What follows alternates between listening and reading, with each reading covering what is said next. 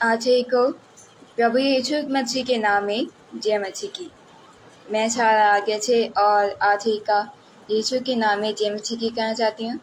और मैं आज महान परमेश्वर का धन्यवाद करना चाहती हूँ जो हमें अपनी जात की छान के जमा किया है और जिंदगी पर खड़ कर। और मैं अनुपम अंकल का धन्यवाद करना चाहती हूँ जो मुझे अपनी लाइफ पे आगरा मच्छी मंदिर पर आने का मौका दिया। और आइए हम जब महान यहोवा की आराधना चलने से पहले की छोटी सी प्रार्थना तुझे चलेंगे। तो आइए हम सब महान यहोवा की प्रार्थना चलते हैं। धन्यवाद यहोवा परमेश्वर, धन्यवाद जो आपने हमें अपने जात की छांव की चुना किया है और जिंदगी पर खा। और मैं आपसे सॉरी कहना चाहती हूँ कि मैंने फिर से संदेह पर आपका विचार नहीं किया था, पर इस संदेह पर मैं जो डैनियल के पुत्र पर प्रचार करती हूँ, वो प्रचार को जब लोग सुने तो वो जान ले कि अगर वो आपकी सहायता से आगे बढ़ेंगे तो यीशु मसीह भी उनकी रक्षा करेगा। मैं चाहती हूँ कि जब मैं ये प्रचार सुनाऊँ जो मैंने ये सोच समझ कर तैयार किया है इसे बोलने में मदद कीजिएगा ताकि मैं लोगों को ठीक से डैनियल के पुत्र के बारे में समझा सकूँ। आगे वो पुत्र डैनियल के बारे में समझा सकूँ जो अभी स्वर्ग में आनंद ले रहा है, जो हमेशा 3 बार आपकी प्रार्थना करता था और हमेशा मुक्ति रूप में भी आपकी प्रार्थना करता था और अपवित्र नहीं होना चाहता था। और मैं चाहती हूँ कि ये सारे लोग भी डैनियल जैसे बने ताकि वो हर एक मुक्ति से रहे जो हमें आपसे दूर करती है, ताकि हम सब आपके पास आएँ और यीशु मसीह हमारी रक्षा करें। और प्रार्थना को मैं के अद्भुत हमारे उद्धारकर्ता यीशु मसीह के नाम से मांगती हूँ, आमीन। यीशु का नाम है सारी जमीन पर जिससे हम पाते उद्धार। यीशु का नाम है सारी जमीन पर जिससे हम पाते उद्धार। वो दुनिया में आया, लहू बहाया, जितिया जहान कर दिया। वो दुनिया में आया, लहू बहाया, जितिया जहान कर दिया। हमको बचाने मुक्ति दिलाने यीशु सलीम पर हुआ। हमको बचाने मुक्ति दिलाने यीशु सलीम पर हुआ। यीशु का नाम है सारी जमीन पर जिससे हम पाते उद्धार। यीशु का नाम है सारी जमीन पर जिससे हम पाते उद्धार। मुक्ति दिलाए यीशु नाम, शांति दिलाए यीशु नाम। मुक्ति दिलाए यीशु नाम, शांति दिलाए यीशु नाम। यीशु दया का बहता सागर, यीशु दया का बहता सागर, यीशु है दाता महान, यीशु है दाता महान। बोलो मुक्ति दिलाए यीशु नाम, शांति दिलाए यीशु नाम। बोलो मुक्ति दिलाए यीशु नाम, शांति दिलाए यीशु नाम। शांति दिलाए यीशु नाम, शांति दिलाए यीशु नाम। आइए और हम सब महान यहोवा के वचन में चलते हैं। तो फिर पवित्र बाइबल में डैनियल नामक एक पुस्तक लिखी गई है। तो ये उस समय की बात थी जब यरूशलेम को राजा नबूकदनेस्सर नाम के राजा ने यरूशलेम पर को घेर लिया था, पर हमला कर दिया था। जिस वजह से कई सारे यहूदी लोग बंदी बन गए थे। परमेश्वर के यहूदी लोगों में से परमेश्वर का एक दास था जिसका नाम था डैनियल। डैनियल परमेश्वर का नबी था और वो सुबह, शाम को और दोपहर को हमेशा परमेश्वर की प्रार्थना करता रहता था। उस वक्त राजा ने अपने प्रधानों, अपने खोजियों से कहा कि वो अपने काम के लिए कुछ ऐसे नए लोगों को लाएं जो दिखने में सुंदर, निर्दोष और और बहुत बुद्धिमान और ज्ञानी दिखे। तब राजा के खोजी और प्रधानों ने डैनियल कुछ यहूदी लोगों को चुना, जिनमें से डैनियल के छाती भी थे, जिनका नाम था मीशक, शद्रक और अबेदनगो। पर जब राजा के प्रधानों ने उन्हें ढूंढा था, तब उनके दूसरे नाम रखे गए, जैसे डैनियल का नाम रखा गया।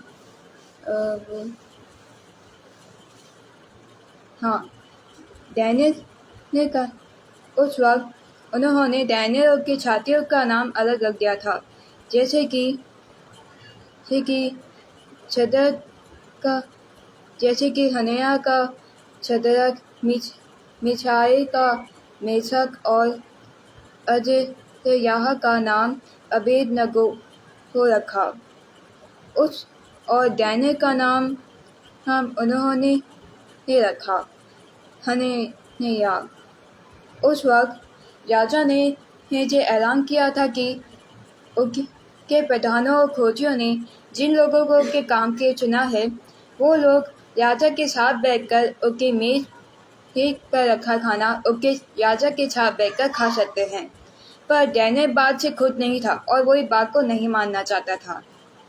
इसीलिए उसने राजा के प्रधानों और खोजों से विनती की कि वो उसे फल और रोटी लाके दे, क्योंकि वह परमेश्वर की व्यवस्था में मिलने वाला खाना था। क्योंकि राजा और जब वो खाना खाता था जो परमेश्वर की व्यवस्था में नहीं मिलता था। परमेश्वर की व्यवस्था में फल और रोटियां मिलती थीं। इसीलिए डैनियल ने परमेश्वर के लिए अपवित्र नहीं होना चाहता था। इसलिए उसने राजा को कहा कि वो उसकी मेज का खाना उसके साथ बैठकर नहीं खाएगा, क्योंकि वो अपवित्र नहीं होना चाहता है। उसने राजा को ये भी कहा कि वो अपने खोजियों और प्रधानों से कहें कि वो उसे रोटी और फल लाके दे, वो उन्हें खाएगा। उस वक्त डैनियल जानता था कि अगर वो ये सब राजा से कहेगा तो राजा उसे मृत्युदंड भी दे सकता है। पर वह डैनियल डरा नहीं था।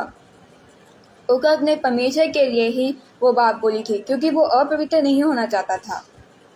उस वक्त डैनियल ने हिम्मत जुटाकर राजा से कहा था, क्योंकि अगर हम लोग भी परमेश्वर प्रभु यीशु मसीह के लिए हिम्मत जुटाकर बात करेंगे, तो फिर यीशु मसीह खुद हमारी रक्षा करेगा, प्रभु खुद हमारी रक्षा करेगा। उस वक्त कई दिनों से राजा को बहुत अजीब तरह के सपने आने लगे थे, और उसने अपने सैनिकों को कहा कि वह अपने देश के नगर के सारे भविष्यद्वक्ताओं, ज्ञानियों और सारे जादूगरों को और सारे टोनहों को करने वालों को अपने महल में बुलावा दे। उस वक्त जब सारे लोग आ गए, तो राजा ने उन्हें कहा कि मुझे कई दिनों से अजीब और अलग सपने आ रहे हैं, इसलिए मैं चाहता हूँ कि तुम मुझे मेरे सपने का अर्थ बताओ और बताओ कि मैंने सपने में क्या देखा। उस वक्त सारे लोगों ने कहा कि राजा, तू हमें अपने सपने बता, हम उसका अर्थ बताएंगे। पर ये सुनकर राजा क्रोधित हुआ। उसने कहा कि तुम अब ज्यादा समय लेना चाहते हो ताकि मेरे सपने को जान सको। तब राजा ने कहा कि जो लोग मेरे सपने का अर्थ नहीं बता पाएंगे, उन लोगों को मार दिया जाएगा और उनके घरों को भी जला दिया जाएगा। उस वक्त राजा के प्रधानों और खोजियों ने कहा कि हे महाराज, इस दुनिया में कोई नहीं है जो तेरे सपने का अर्थ बता सके, इसीलिए हमें अपना सपने बताएं, तब हम उसका अर्थ बताएंगे। पर ये सुनकर राजा और क्रोधित हुआ और उसने सबको मार देने की घोषणा की। उस वक्त डैनियल भी राजा के महल में था, उसके साथियों के साथ। और जब राजा ने अपने सैनिकों से डैनियल को भी मार देने के बारे में कहा था, पर वह डैनियल डरा नहीं था। उसने सोचा कि सारे भविष्यद्वक्ता जो निर्दोष हैं, वो सब फांसी को सहेंगे और ये गलत चीज होगी। इसे डैनियल ने राजा के प्रधानों को बचाने का सोचा और सैनिकों से कहा कि मुझे अपने स्वामी के पास ले चलो। तब सैनिक डैनियल को राजा के पास ले गए, और जब डैनियल राजा के पास गया तो डैनियल ने राजा से कहा कि मुझे थोड़ा वक्त दे कि ताकि मैं तेरे सपने का अर्थ बता सकूं। स्वर्ग का परमेश्वर यहोवा ही मुझे तेरे सपने का अर्थ बताएगा और बताएगा कि तूने क्या सपने देखा। उस वक्त राजा ने डैनियल की बात मान ली और डैनियल को एक रात दी।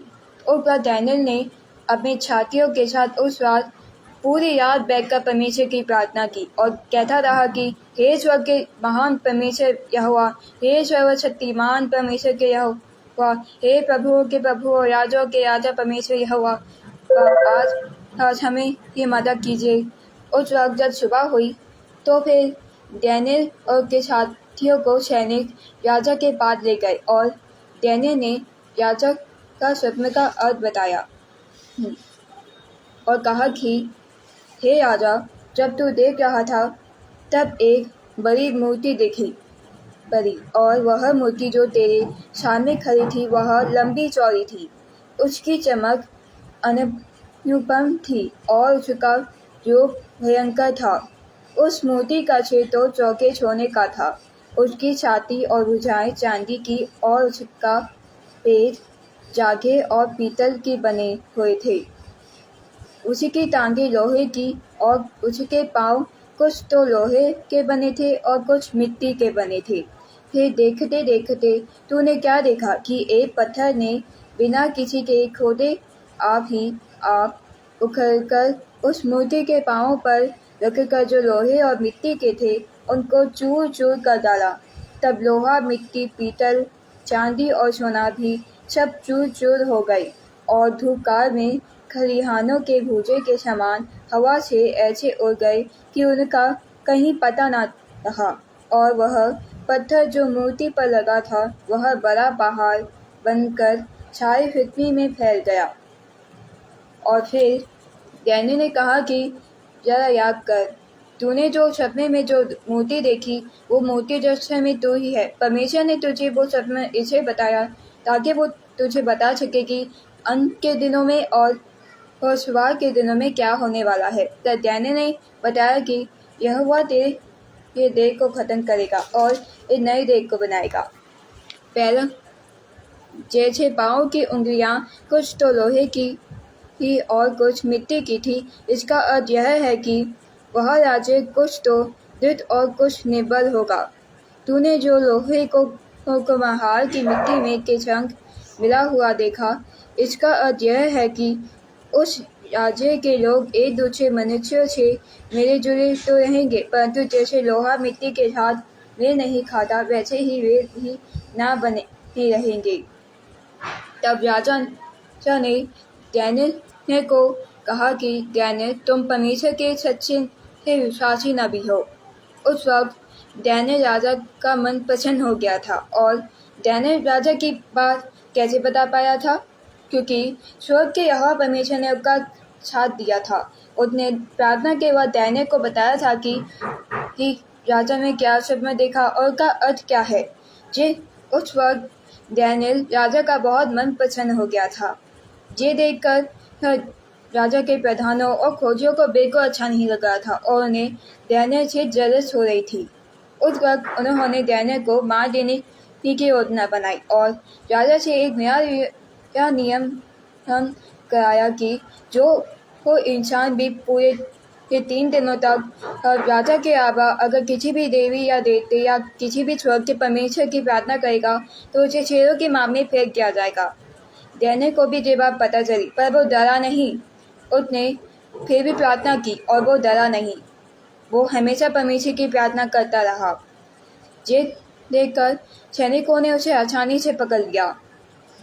तब राजा को जब ये बात पता चली तो फिर वो अपना मन बदल नहीं सकता था, क्योंकि उसने ये नियम खुद से ही काबू कराया था और खुद हाँ कहा था।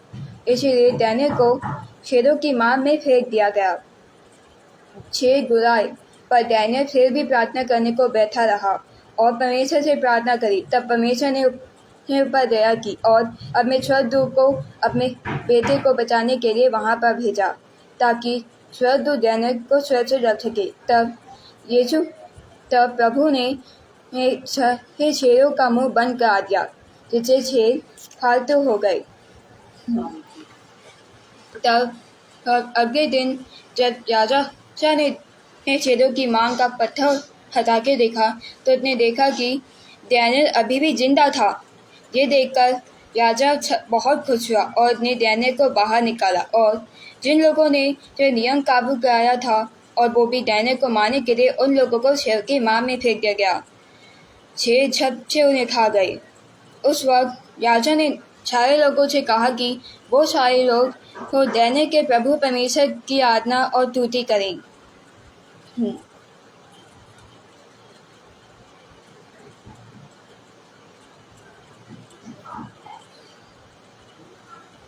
तो जैसा कि आप देख सकते हैं कि डैनियल एक परमेश्वर का एक बहुत अच्छा नबी था। वो परमेश्वर से बहुत प्रेम रखता था, इसे परमेश्वर भी उससे प्रेम रखता था। उसने डैनियल को बचाने के लिए शेरों की मार में स्वर्गदूत को भेज दिया। उस वक्त डैनियल डरा नहीं था, उसने परमेश्वर की अपनी जान देने को तैयार हो गया। इसे यहोवा ने अपने स्वर्गदूत को भेजा उसे बचाने के लिए। और मैं आपको ये समझाना चाहती हूँ कि डैनियल वो इंसान था जो परमेश्वर का बहुत अच्छा नबी था, जो परमेश्वर की प्रार्थना करता था। इसलिए इन्हीं अंग्रेजी वर्ड के साथ मैं सचिन को समाप्त करना चाहूँगी। आइए हम जब परमेश्वर की प्रार्थना करते हैं। धन्यवाद परमेश्वर यहोवा, धन्यवाद जो तूने हमें अपनी जाग के संग किया है और जिन्हें ही बरखा कर और मैंने आज आपके नबी डैनियल पर जो प्रार्थना की है, जो प्रचार सुनाया है, आप प्लीज हमारी मदद कीजिएगा ताकि हम भी डैनियल की तरह बने और आपका साथ दें और आप हमारी सहायता करें ताकि हम लोग डैनियल की तरह बने और परमेश्वर की प्रार्थना करते रहें और कभी भी किसी भी मौके से डरे ना। आप हमारा साथ दीजिएगा ताकि हम आपके स्वर्ग में प्रवेश कर पाएँ और प्रार्थना को मैं आपके लौटे पुत्र हमारे धर्मकर्ता यीशु मसीह के नाम से मांगती हूँ, आमीन। आज ही को यीशु मसीह के नाम में जय मसीह की।